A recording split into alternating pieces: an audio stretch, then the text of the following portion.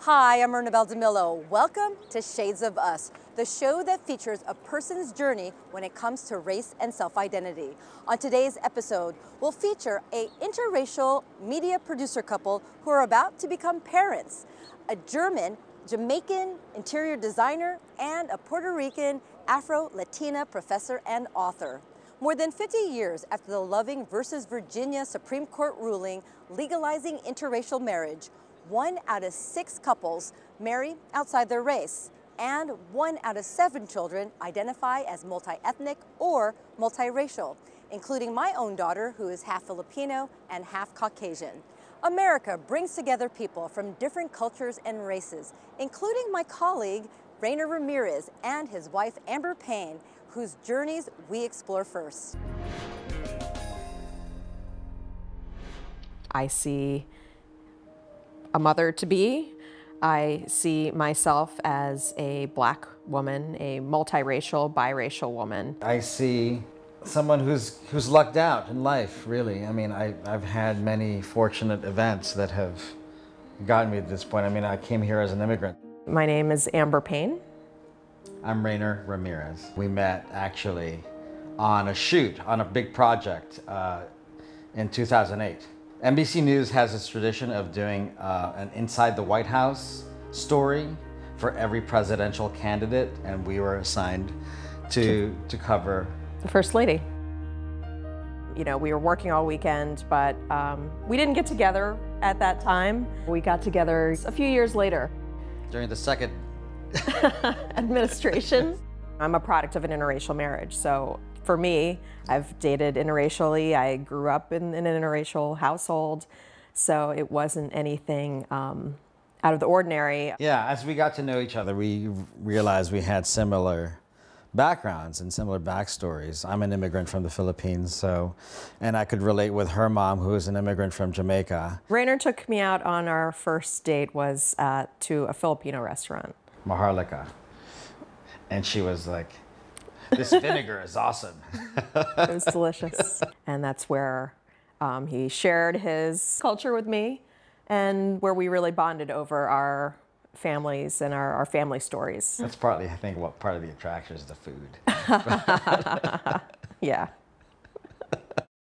I'm a news producer. I worked for 10 years at NBC Nightly News, producing the evening news every day. After that, I transitioned to launch NBC BLK, or NBC Black, which is part of NBCnews.com, a vertical that was focused on telling stories by, for, and about the Black community.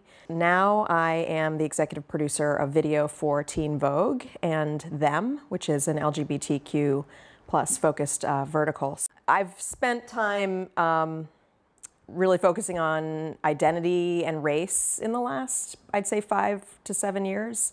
Even when I was a producer at NBC Nightly News, I was often one of the only Black producers, you know, in the room, in the newsroom, in the office. And so I found that I would get those assignments that were on race. So I'm a documentary filmmaker, and just like Amber, I always felt that I had to represent. I mean, the news media is not that diverse. It's getting better now. Back then when I started, I took it on as a mission to sort of represent. Long before hip-hop and the sounds of salsa, a beat rose out of these streets in New York. Is absorbed through the skin. So we're here in San Antonio at the American Farm Bureau convention to get some answers about child labor in America. So that meant you were down. That meant you were down. So if you walk like that, you could pretend you were in this neighborhood. Well, you know, everybody. For Asian American Life, I'm Rayner Ramirez. I wanted to look around the newsroom and see more people like myself making decisions at a higher level, confidently. So, you know, now that I'm an EP at Condé Nast, you know, I'm proud to be there in this role, and I'm proud to hopefully be someone that young people who look like me can look up to. I'm perceived a certain way, and I realize that people aren't seeing me as a half-white person. I mean, I'm seen as a multiracial Black woman, and I think I've learned a lot by covering news events in my career about how to process that, how to understand that, and how to kind of just really know where I came from. Honestly, one of the most impactful stories was meeting Peggy Loving, whose parents were part of the Loving versus Virginia Supreme Court case, where anti-miscegenation laws were struck down finally in 1967. And so I got to meet and interview Peggy Loving, Mildred Loving's daughter, just to hear her express herself about how, if it wasn't for her parents, so many relationships wouldn't have been possible. My parents were married in Virginia in the late 70s, so it was a really important story for me to be a part of and to be connected to, because there are a lot of people who do look like me, who do have parents who faced that kind of discrimination. Even with that, with a growing number of interracial couples, interracial relationships, and biracial folks, we are still living in denial of race. We don't want to have a conversation about it. We don't want to have a conversation about our own biases. And I think that's a problem for us as a country. When I was born, for a Jamaican woman and this white man who got together and they are now having a child, there were eyebrows raised about a mixed race baby coming into this world in Virginia. And there were some members of my father's family who really were not in support of that. There was a little bit of bias in some members of the extended family, at least, on whether my parents should have children. My mom told me the story of a big family picnic that was happening at the family farm, and I was 6 months old. No one had met me yet. And my parents kind of came down this hill to the farm, and the extended family is there enjoying a pig roast barbecue, and everyone turns and sees, my parents coming down with this baby that no one has really met yet. My grandfather, my dad's father, came from the ranks of, the family and was the one to walk up the hill and take me into his arms and hold me. By that gesture, as, that patriarch, really, it meant a lot to my mom that he came out and did that. I thankfully grew up being completely embraced by, the family. There was just tension at the beginning there. That gesture just symbolized everything for her and made everything great. And I think that's what people need to do. They need to just break ranks among their family, their peers, and really open up. I think we're thankfully in a different time now. A little bit. A little bit. Hopefully. Yeah, I think so.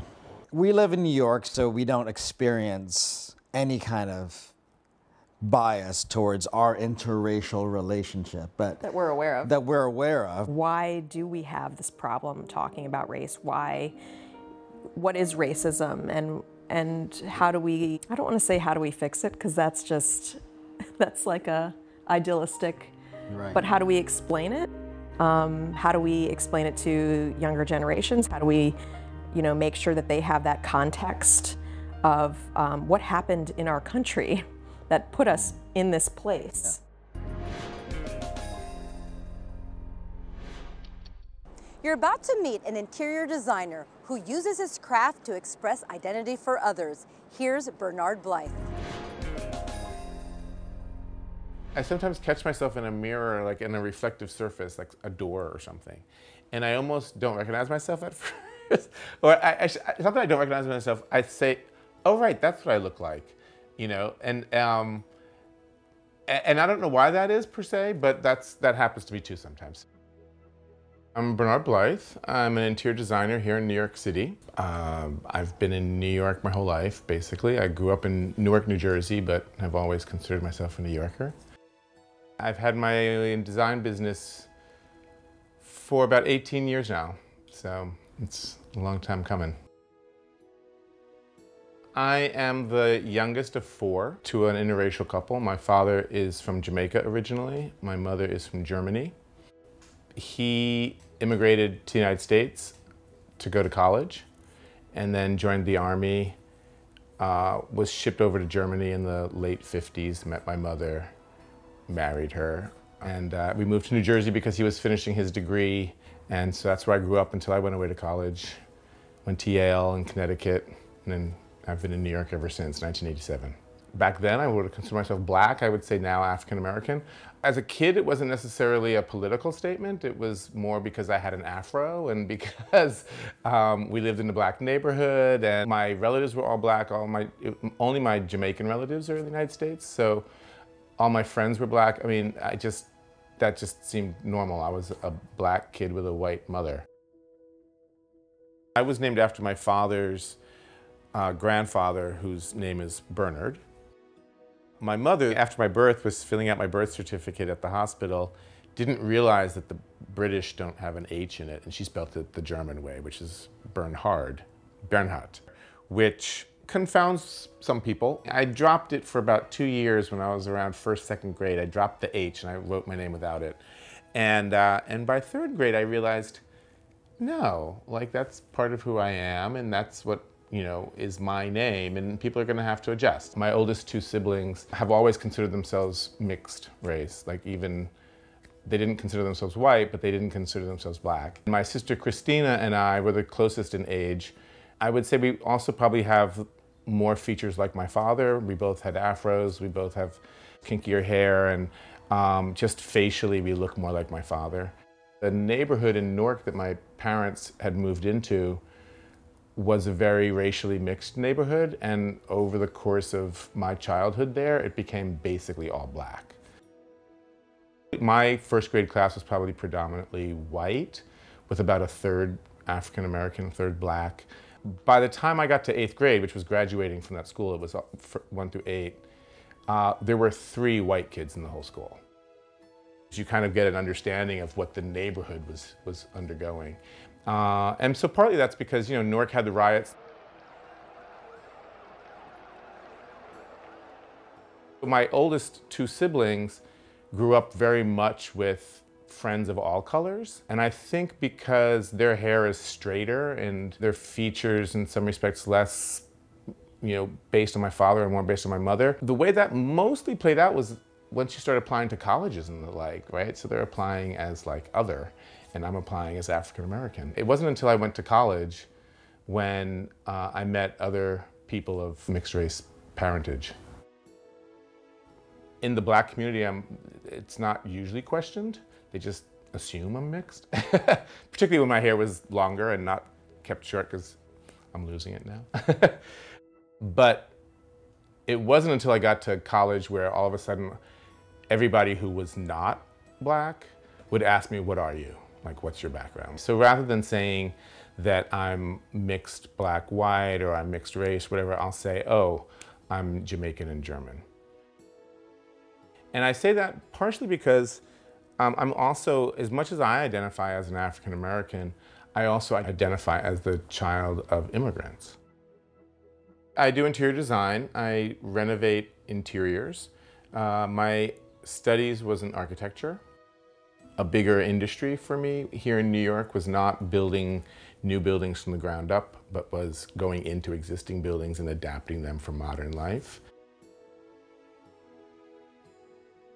I am typically hired to renovate an entire apartment, which oftentimes means tearing down walls, reconfiguring the space, redesigning, expanding, or opening up kitchens to the main living room.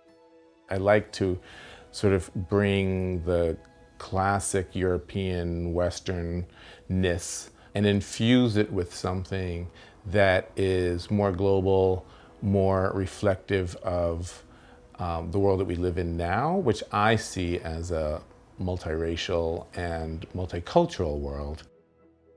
I don't have what someone might call a signature style.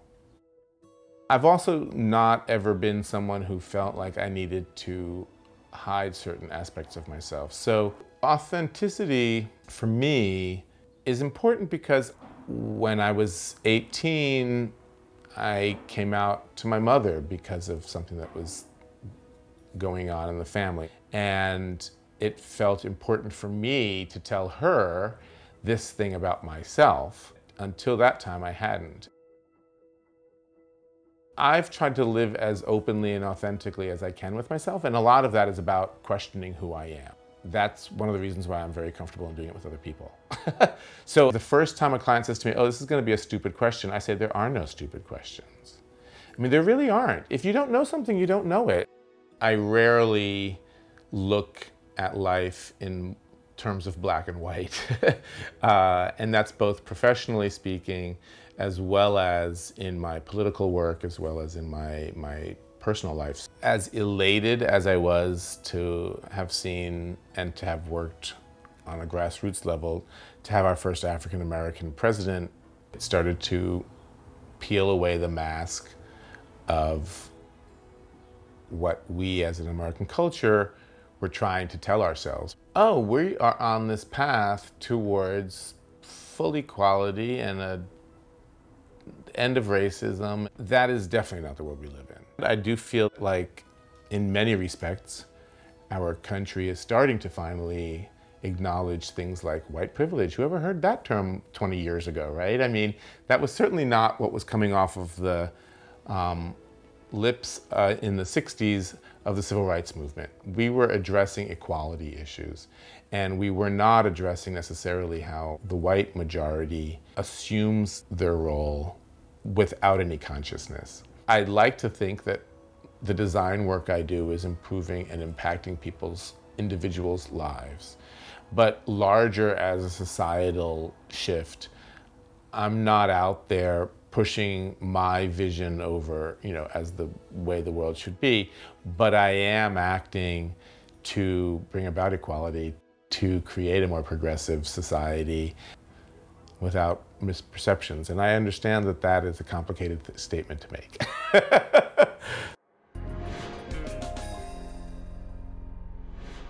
Few people know that Arturo Schomburg of the Schomburg Center in Harlem was an Afro-Latino from Puerto Rico. This scholar, Vanessa Valdes, carries the torch forward, highlighting the works of Afro-Latinos such as herself. Let's take a look.